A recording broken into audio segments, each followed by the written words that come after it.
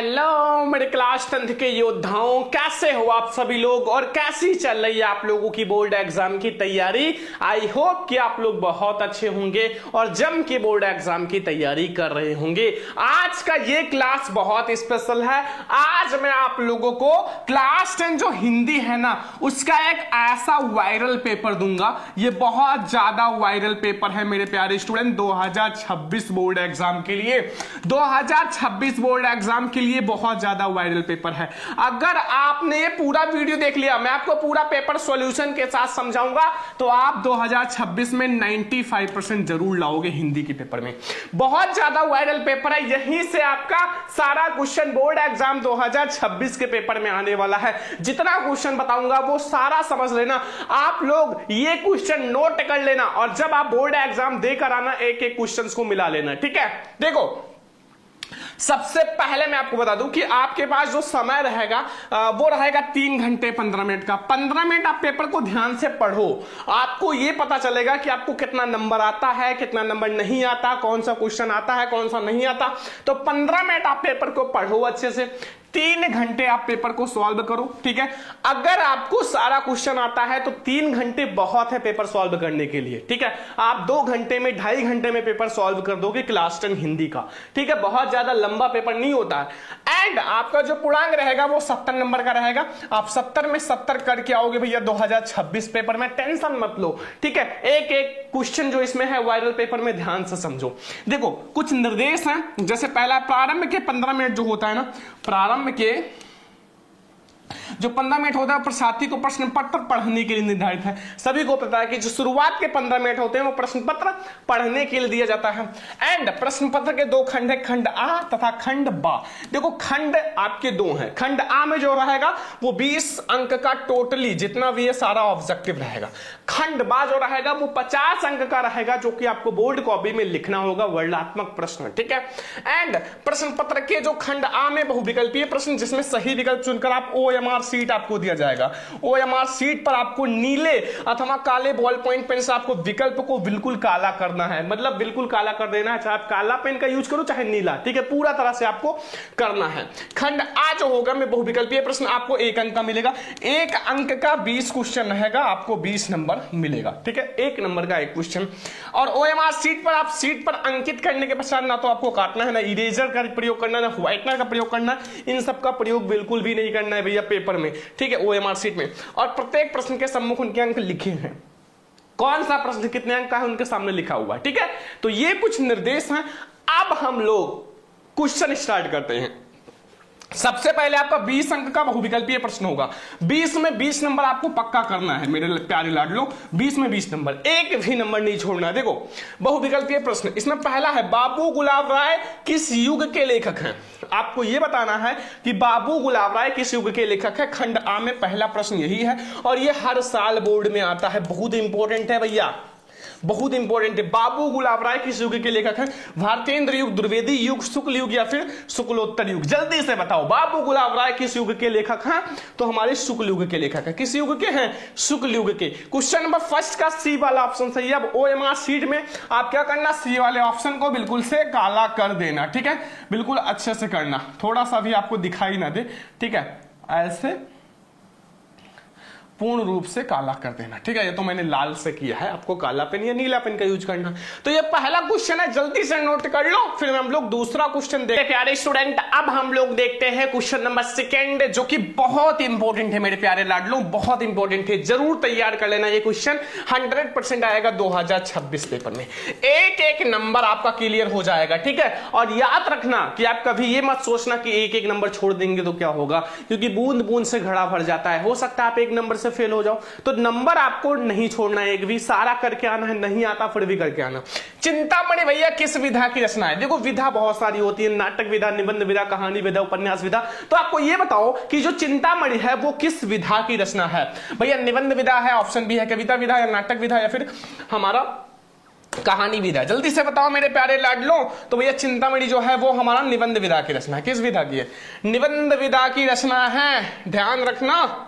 चिंतामणि किस विधा की है? निबंध विधा की रचना है। ठीक है, अगला क्वेश्चन नंबर 3, गबन किसकी रचना है? गबन किसकी रचना है? 1 नंबर का ऑब्जेक्टिव है भैया, सब पक्का कर लो, पेपर देने के बाद आके मिला लेना वीडियो से, सारा क्वेश्चन यही जाएगा।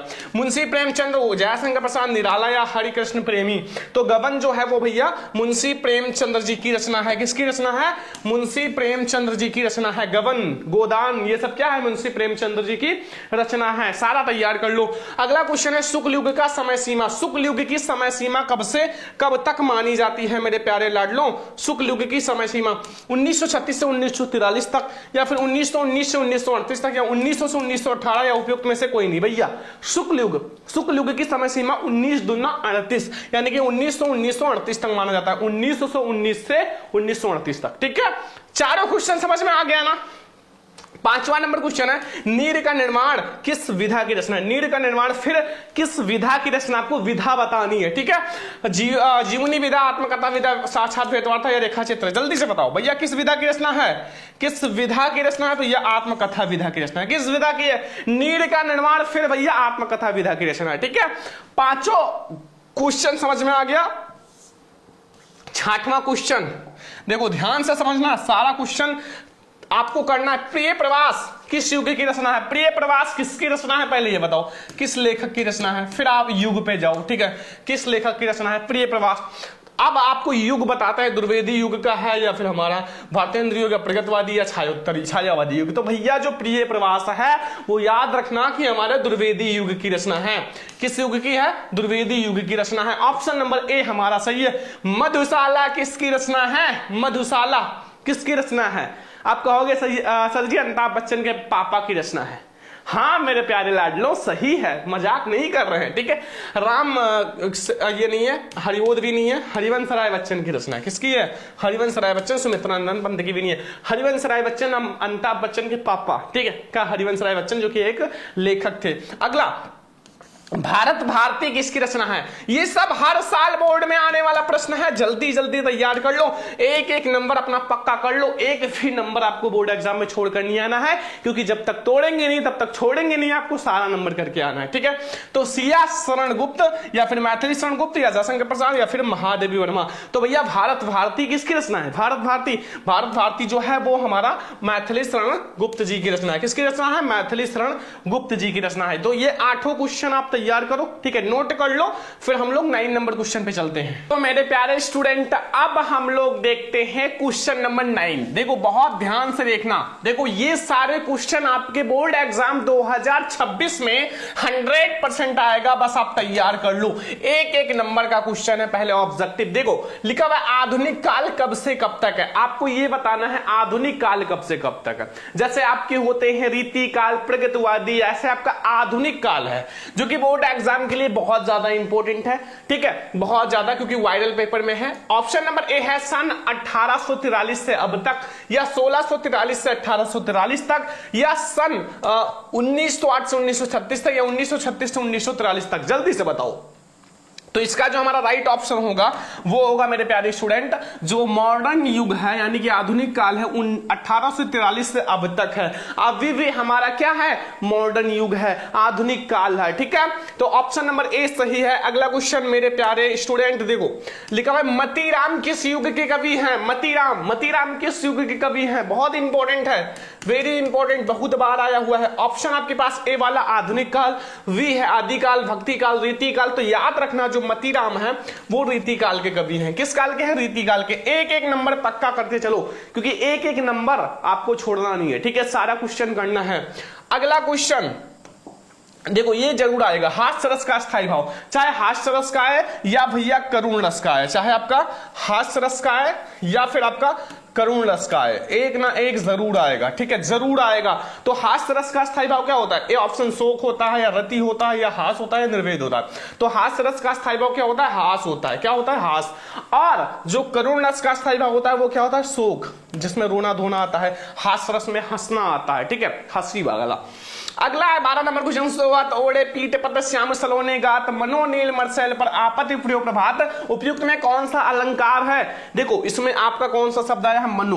अगर मनु मानो जनु जानो ये शब्द आ जाए, मनु मानो जन जानो मनहु जनहु ये सब शब्द आ जाए तो आप आंख मूंद के आप क्या करना, उत्तप्रेक्षा अलंकार लगा देना। ठीक है, ये उपमा नहीं होगा, रूपक भी नहीं होगा, श्लेष भी नहीं, वो आपका उत्तप्रेक्षा अलंकार होता है। कौन सा अलंकार होता है? उत्तप्रेक्षा अलंकार। बहुत बेहतरीन ट्रिक बताऊंगा ऑब्जेक्टिव का, टेंशन मत लो। हम हैं तो आप एक नंबर हिंदी में छोड़कर नहीं आओगे, क्योंकि ऐसा पढ़ाएंगे कि कहीं नहीं पढ़े होगे। ठीक है, 12 नंबर हो गया। 13 नंबर, रोला छंद में कुल कितने चरण होते हैं? रोला छंद में कुल कितने चरण होते हैं भैया, जल्दी बताओ। 3 होते हैं, 2 होते हैं, 4 होते हैं या 5 होते हैं? तो रोला छंद में कुल कितने चरण होते हैं? 4 चरण होते हैं। कितने चरण होते हैं? 4 चरण। सी वाला ऑप्शन सही है। 13 क्वेश्चन हो गया। 14 नंबर क्वेश्चन पे आ जाओ मेरे प्यारे स्टूडेंट। देखो 14 नंबर क्वेश्चन बहुत ध्यान से देखना, क्योंकि हमें एक भी क्वेश्चन छोड़कर नहीं आना है, ये बात ध्यान रखना। ठीक है, देखो 14 नंबर क्वेश्चन है, आकर्षण शब्द में आपका उपसर्ग है। आकर्षण शब्द में किस उपसर्ग का प्रयोग किया गया है? आकर्षण के आगे क्या लगा हुआ है? बड़ा आ लगा हुआ है ना।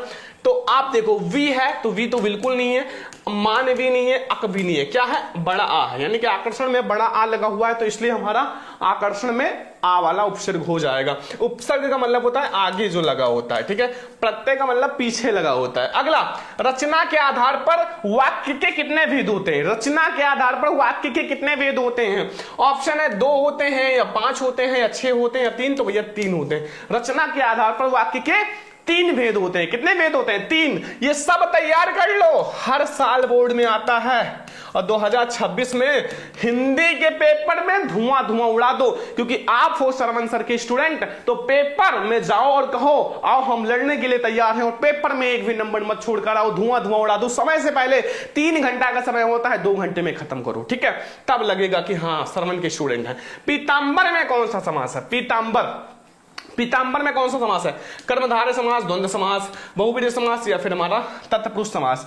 जल्दी से बताओ। पीतांबर, पीतांबर में बहुब्रीहि समास है। ठीक है, पीतांबर, पीतांबर में कौन सा है? बहुब्रीहि समास। ठीक है, सबका ट्रिक आएगा, टेंशन मत लो, हम पढ़ाएंगे तो आपको टेंशन नहीं लेना। आंसू शब्द का तत्सम रूप, आंसू, आंसू का क्या होगा? ऑप्शन ए है अश्रु या अंशु या रोना या फिर हमारा आंख। तो जल्दी बताओ, आंसू का तत्सम रूप अश्रु होता है। ऑप्शन नंबर ए सही है, बहुत बार बताया हूं। ठीक है, हम आप लोगों को ऑब्जेक्टिव का वीडियो जल्दी लाएंगे। तो क्वेश्चन नंबर 18 बहुत ध्यान से देखना, बहुत इंपॉर्टेंट है। कृतवाच्य में किसकी प्रधानता होती है? यानी कि कृतवाच्य में किसकी प्रधानता होती है? ऑप्शन ए है कर्ता की या कर्म की प्रधानता या भावों की प्रधानता या फिर इनमें से कोई नहीं। तो भैया याद रखना कि कृतवाच्य में किसकी प्रधानता होती है? कर्ता की, यानी कि सब्जेक्ट की प्रधानता होती है, कर्ता की। ठीक है, तो याद रखना कि कृतवाच्य में कर्ता की प्रधानता होती है। ऑप्शन नंबर ए बिल्कुल सही है।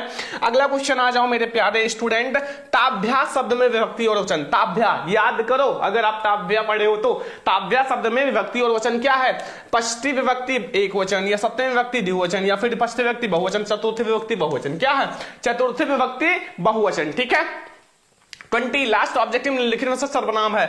इन चारों में से सर्वनाम क्या है? मनुष्य, मनुष्य क्या है? सर्वनाम है? नहीं। ठीक है, ये हमारी सर्वनाम नहीं है। बचपन भी नहीं है, ये हमारा वह जो है इंग्लिश में पढ़े होंगे he she it this that, this is सर्वनाम, प्रोनाउन। ठीक है, तो इसमें जो वह है, वह को इंग्लिश में क्या कहा जाता है? ही।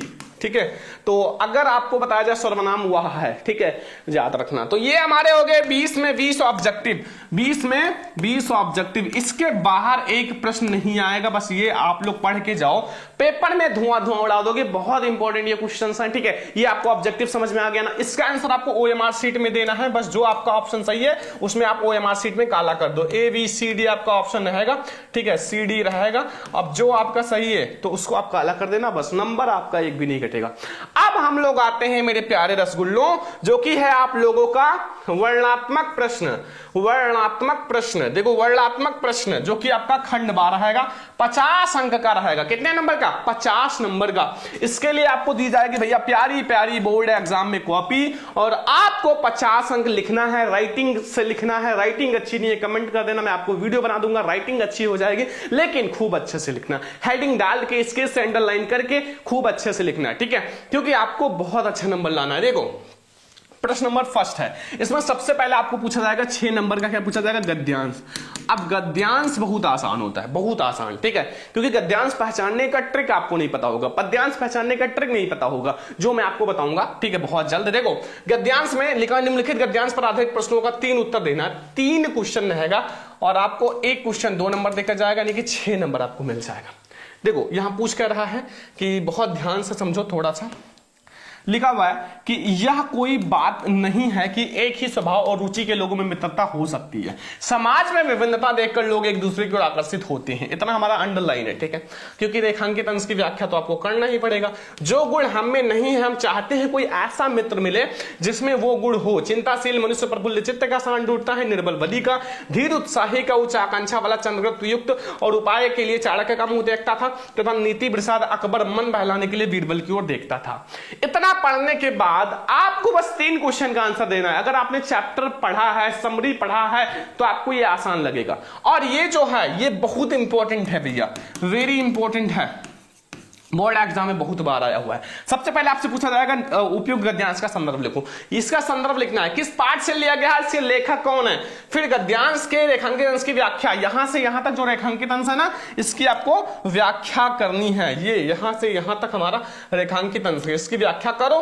फिर लेखक के अनुसार समाज में विभिन्नता देखकर लोग एक दूसरे की ओर क्यों आकर्षित होते हैं।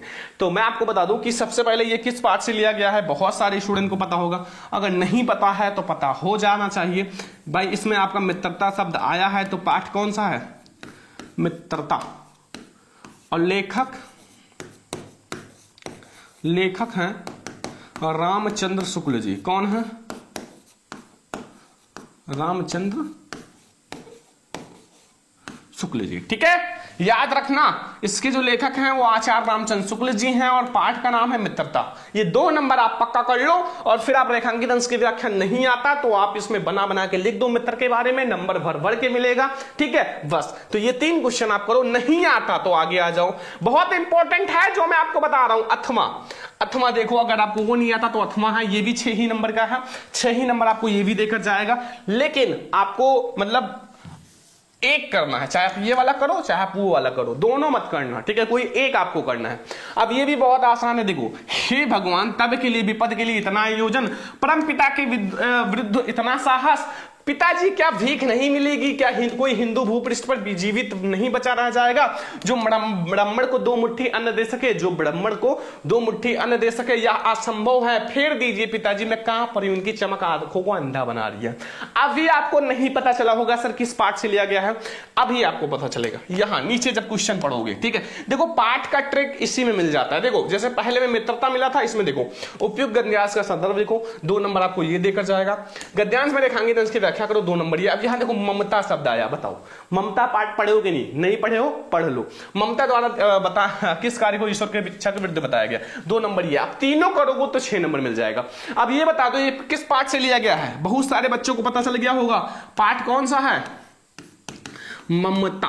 कौन सा है, ममता, ठीक है। और इसके राइटर अर्थात लेखक कौन है, जयशंकर प्रसाद। कौन है, जयशंकर प्रसाद। भाई गद्यांश का संदर्भ का तो 2 नंबर पक्का हो गया। व्याख्या आप बना बना के लिख देना, देखो छोड़ना नहीं है। देखो अगर आप एक भी क्वेश्चन छोड़ दो ना तो आप बहुत पीछे हो जाओगे, क्योंकि टॉपर बनना है तो एक भी क्वेश्चन बोर्ड एग्जाम में छोड़कर नहीं आना है, ठीक है। आगे आ जाओ, ये हो गया गद्यांश, दोनों में से कोई एक आपको करना है, चाहे आप ये मित्रता वाला करो चाहे ममता वाला। फिर आगे आपका आता है मेरे प्यारे लाडलो, आपको पद्यांश सॉल्व करना है, ठीक है। दूसरा जो क्वेश्चन रहेगा वो दिए गए पद्यांश पर आपको प्रश्नों का उत्तर देना है। इसमें भी 3 प्रश्न रहेगा और आपको 2 नंबर एक क्वेश्चन का मिलेगा और टोटल आपको 6 नंबर मिलेगा। देखो इसमें कौन सा पद्यांश दिया हुआ है, लिखा हुआ है, चरण कमल बंदो हरिराई जाकी कृपा पंग लंगे अंधे को सब तो कुछ दर्शाई, बहिरो सुने गूंगे पुण्य बनाए, रंग चले से सत्रह, सूरदास स्वामी करना बार बार बंद होती पाई। देखो इसमें भी आपको भैया ट्रिक मिल ही गया होगा कि एक शब्द आया है भैया सूरदास। क्या आया है, सूरदास। अब ये बताओ कि ये किस पाठ से लिया गया है, इसके कवि कौन है, सभी को पता चल गया, क्योंकि पहला आपको यही बताना रहता है कि उपयुक्त गद्यांश जो पद्यांश उसका संदर्भ लिखो। तो पाठ कौन सा है, पाठ हमारा पद है ना, और कवि, क्योंकि भाई कवि जो सूरदास जी ने पद ही लिखा है। अब सूरदास जी आपको पता चल ही गया है तो भाई पद और सूरदास जी इसके कवि हो गए। रेखांकित अंश की व्याख्या बस इन्हीं 2 लाइन का व्याख्या करना कि बहिरा व्यक्ति अगर मतलब जो बहरा व्यक्ति होता है अगर श्री कृष्ण के चरणों की मतलब धूल अर्थात वंदना करता है, उनका आशीर्वाद मिल जाए ना, तो एक बहिरा व्यक्ति दोबारा सुनने लगता है, गूंगा व्यक्ति बहिरा व्यक्ति जो है हाँ दोबारा सुनने लगता है, गूंगा व्यक्ति दोबारा बोलने लगता है, एक दरिद्र जो कि बिल्कुल दरिद्र है वो सिर पर छत्र धारण कर लेता है और राजा हो जाता है। ठीक है, बस इतना ही करना है, यही सूरदास जी कहते हैं इन 2 लाइन में, इतना ही करना है। उपयुक्त पंक्ति में कौन सा अलंकार है, इसमें हमारा अनुप्रास अलंकार है, बस हो गया। ठीक है, तो ये अथवा अब नहीं आता तो नीचे वाला करो। देखो दोनों में से कोई एक करना, ये भी बहुत इंपॉर्टेंट है भैया। ये जो मैं आपको बता रहा हूं ना, ये हर साल बोर्ड में आने वाला प्रश्न है, हर साल गद्यांश पद्यांश यही आता है, पेपर उठा के देख लो। ठीक है, अब अथवा आपके पास है लिखा हुआ, सुनि सुंदर बैन सुधारक साने सयानी है, जानकी जानी भली तिरछे कर नयन तय समुझाई कछु मुस्काई चली, तुलसी दे अवसर सोहे अवलोकत लोचन ला अली अनुराग तरांग में विकसी मंजुल मंजू कलन को चली। इसमें भैया तुलसी शब्द आ गया। अब आप बता दो भैया ये किससे लिया गया, ये धनुष भंग वन पथ पर पाठ से लिया गया, किससे लिया गया, और इसके जो कवि हैं वो तुलसीदास जी हैं। तो कवि कौन है, कवि कौन है मेरे प्यारे लाडलो, तुलसीदास गोस्वामी तुलसीदास जी। और पाठ है मतलब धनुष भंग अलग है, वन पथ पर अलग शीर्षक है, तो ये वन पथ पर से है, किससे है, वन पथ पर से है। ठीक है, और धनुष भंग अलग शीर्षक है, वन पथ पर अलग है, तो ये हमारा वन पथ पर है। तो भैया पहले का तो आपको आंसर मिल गया कि इसका संदर्भ लिखो, रेखांकित अंश की व्याख्या करो, अनुराग तराग तथा मंजूर कंज का क्या अर्थ है। ठीक है, बस इन्हीं 3 क्वेश्चन को करके 6 नंबर मिल जाएगा। ठीक है, तो इन दोनों में से कोई एक करना, फिर आगे आप लोगों से पूछेगा भैया संस्कृत का गद्यांश। देखो संस्कृत दिए गए संस्कृत गद्यांश में से किसी एक का उत्तर देना है, 5 नंबर मिलेगा। 2 नंबर तो आपको संदर्भ का मिलेगा, 3 नंबर आपको व्याख्या का मिलेगा। देखो इसमें क्या है लिखा हुआ, ऐसा नगरी भारतीय संस्कृत भाषायाम केंद्र स्थली अस्ति, ये नगरी जो है भारतीय संस्कृत भाषा का केंद्र स्थली है। ठीक है, और एवं संस्कृत भाषायाम संस्कृत आलोका सर्वत्र प्रसिद्ध है, यहीं से संस्कृत भाषा बहुत ज्यादा प्रसिद्ध हुई है। मुगल युवराज दारासिको, जो मुगल युवराज दारासिको हैं, अत्यंत भारतीय दर्शन अध्ययनम, यहां से भारतीय दर्शन शास्त्र का अध्ययन किया, एंड ज्ञानम तथा प्रवृत्तम, और उनकी ज्ञान से प्रभावित हुआ। अब यह उपनिषद फारसी भाषा में करता और इस भाषा को फारसी भाषा में अनुवाद कराया। बस यही व्याख्या है। और पाठ कौन सा है, पाठ तो बहुत सारे बच्चों को पता चल गया होगा, पाठ वाराणसी है ना, वाराणसी। देखो थोड़ा सा कौन सा पाठ है, वाराणसी। बस हो गया, मैंने व्याख्या भी बता दिया और पाठ भी बता दिया। पाठ आप संदर्भ लिख दो, इसमें कुछ भी नहीं करना। जो उपयुक्त गद्यांश जो है मतलब संस्कृत खंड के वाराणसी नामक पाठ से लिया गया है, बस कवि लेखक कुछ होते नहीं। अथवा अब वो नहीं आता तो आपके पास ये ऑप्शन है, इसको करो। मानव जीवन संस्कृत अस्माकं पूर्वजा मानव जीवन संस्कृत महत्तम अकुर्वन्, तो अस्माकं जीवन संस्कृत आचारम विचारम ता सर्वत्र अस्माकं संस्कृतः, तो इसको आपको करना है। ये भी आपका भारतीय संस्कृति पाठ से लिया गया। किससे लिया गया है, भारतीय संस्कृति, भारतीय संस्कृति। भैया दोनों में से कोई एक आपको करना है, 5 नंबर तो आपको मिल जाएगा। ठीक है, व्याख्या छोटा सा कर देना बस। अब आगे आ जाओ, आगे आप लोगों से पूछ रहा है भैया कि ध्यान से देखो, या आप लोगों से दिए गए संस्कृत पद्यांश को आपको करना है। पद्यांश जैसे आपने गद्यांश को करा, अब आपको पद्यांश को करना है। 5 नंबर का पद्यांश दिया था है, कोई एक आप कर दो भैया दोनों में से। देखो पहला, मानवम हितम प्रियो भवत क्रोधम हितम ना सोचति, कामम हितम भवत लोभम हितम सुखी भवेत। अथवा नहीं आता तो ये करो, सर्वे भवन सुखिना सर्वे सन्तु निरामया सर्वे बदान पश्चिमा कसी भवन, सब सुखी हो, सब रोग रहित हो, कोई किसी भी रोग का भागी ना बने, अर्थात कोई भी दुख का भागी ना बने। बस यही हो गया। तो इन दोनों में से कोई एक आप करोगे, 5 नंबर मिलेगा। बहुत आसान है यार, हिंदी का पेपर तो रसगुल्ला है। जो मैं आपको टॉपिक बताया था 2-4 चैप्टर पढ़ लो भैया संस्कृत में, एकदम पक्का हो जाएगा। ठीक है, अब आता है भैया खंड काव्य। आप कहोगे बच्चा कि सर जी खंड काव्य कौन कौन सा तैयार करे, ये तो आप बता ही नहीं रहे हो। देखो खंड काव्य जो है, अपने पठित खंड काव्य के आधार पर निम्नलिखित प्रश्नों का उत्तर दो भैया, 3 नंबर मिलेगा। देखो पहला आपका मुक्ति दूत है, 2-2 रहेगा, एक का 2-2। जैसे मुक्ति दूत खंड काव्य के आधार पर गादी का चित्रण, फिर चतुर्थ सर्ग, फिर ज्योति जवाहर ज्योति जवाहर। ये तो हमारे जिले में आता भैया, हम गोंडा जिले से हैं, तो गोंडा जिले में हमारे ज्योति जवाहर खंड काव्य आता है। आपके जिले, अपने जिले का नाम कमेंट कर दो सभी स्टूडेंट इस वीडियो के नीचे, जिले का नाम, तो मैं आपको बता दूंगा किस जिले में कौन सा खंड काव्य आता है। ठीक है, गा वाला है मेवाड़ मुकुट एंड अग्र पूजा खंड काव्य, जय सुभाष खंड काव्य, ठीक है, मातृभूमि के लिए खंड काव्य, बहुत सारे खंड काव्य हैं। आगे आ जाओ, यहाँ कर्ण खंड काव्य, कर्मवीर, तुमुल, तो ये सब खंड काव्य 3 नंबर का आएगा। कोई एक आपको करना है, मतलब यहाँ झा तक यानी कि 5 से 6 खंड काव्य है, लेकिन कोई एक आपको करना है जो आपके जिले में आता है। ठीक है, हर जिले का अलग अलग होता है। तो जिले का नाम आप इस वीडियो के नीचे कमेंट कर दो, फिर मैं आपको बता दूंगा कौन सा खंड काव्य आपको तैयार करना है। अब देखो, मैंने आपको जो जो जीवन परिचय बताया था वही आपके इसमें आया है पेपर में, वायरल पेपर में 5 नंबर का। दिए गए किसी एक लेखक का जीवन परिचय, उनकी रचना लिखो। पहला डॉक्टर राजेंद्र प्रसाद, जयशंकर प्रसाद, आचार्य रामचंद्र शुक्ल। ये तो भैया 1000% नहीं 10,000% क्लियर है कि यही आएगा।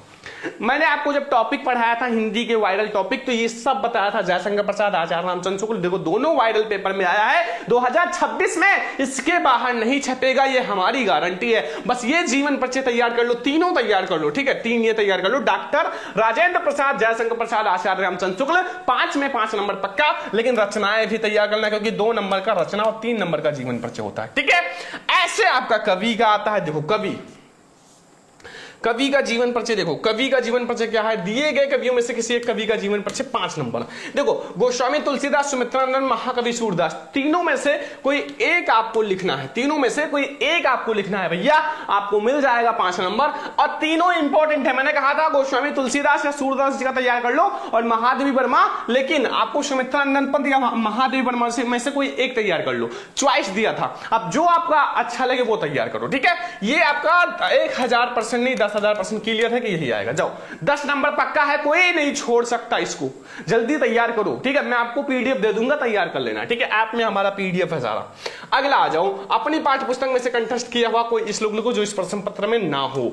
इसमें हमारा क्या था, एक तो सर्वे भुवनसुखिनः और मानव हित्वम क्रोधित भवति।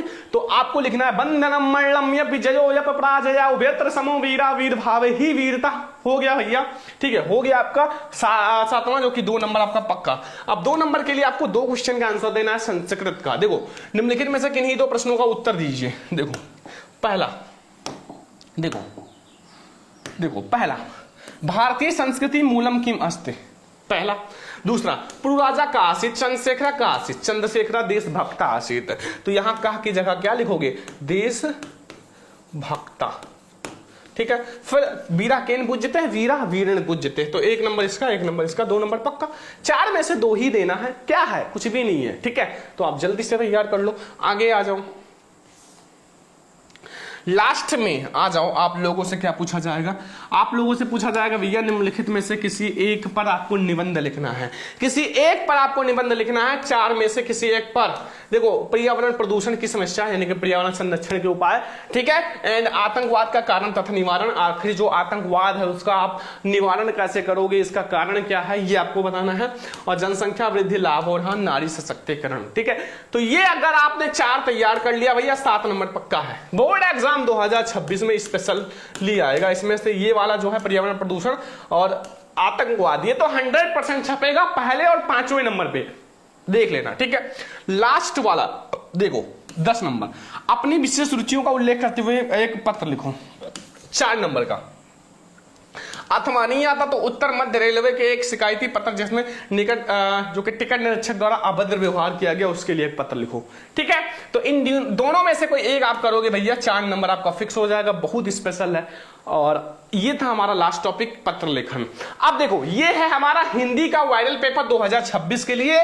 यहां से आपके बहुत सारे क्वेश्चंस आएंगे, ये पूरा सॉल्व कर लेना। और जितने स्टूडेंट ने अभी टॉपर बैच नहीं ज्वाइन किया है, टॉपर बैच बहुत कम फीस है बाबा, बहुत कम फीस है। एक बर्गर खाओगे जितने में ना, उतना ये टॉपर बैच पूरे साल की फीस है। ठीक है, एक बर्गर जितना भी खाते हो उतना फीस है। ठीक है, आपको कॉल कर लो या व्हाट्सएप कर लो, आप कॉल भी कर सकते हो, व्हाट्सएप भी कर सकते हो वीडियो के बाद। उसमें बहुत सारा पीडीएफ, हर एक सब्जेक्ट का PDF, viral paper, model paper, सब कुछ है। तो इस नंबर पे करना 99 18 86 31 96। इसी नंबर पे आप हमें कॉल या व्हाट्सएप कर लेना, मैं आपको टॉपर बैच में ज्वाइन कर दूंगा। तो इस वीडियो को अपने सभी फ्रेंड्स के साथ शेयर करना और अपने स्कूल फ्रेंड्स, कोचिंग फ्रेंड्स सबके साथ। तो चलो हम लोग मिलेंगे नेक्स्ट इंपॉर्टेंट वीडियो में, तब तक ले जय हिंद, वंदे मातरम।